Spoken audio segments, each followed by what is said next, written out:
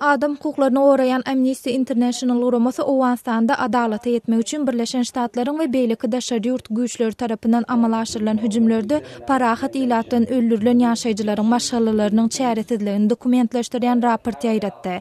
Garanqylykda terk edilenler ady bilen ýaýradylan bu raportda Owganistanyň NATO we Birleşen Ştatlar bilen geljekde gol goýuljak islendik ilalaşygynda parahat ilatdan ýaşaýjylaryň adalatsyz öldürilmegine garşy jogapkärçiligiň ýerine ýetiriljekdigine kepil geçmek üçin Owan hökümetine çağrış edilýär.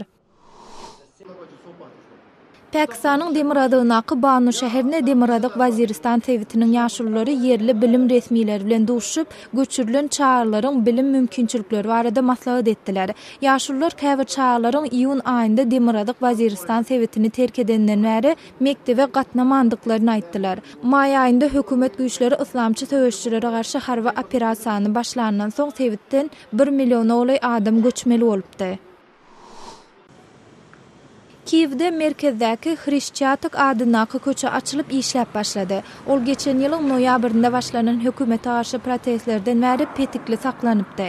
Bu köçe garaşsyzlyk meýdançasyndan geçýär. Bu ýerde hökümete garşy geçirilen demonstrasiýalardan barikadalary aýyrmak işleri dowam edýär. Geçen hepde işçiler käbir barikadalary sökmekçi bolanyny gadawa bilen demonstrantlar awtolow tekerlerini ýakypdylar.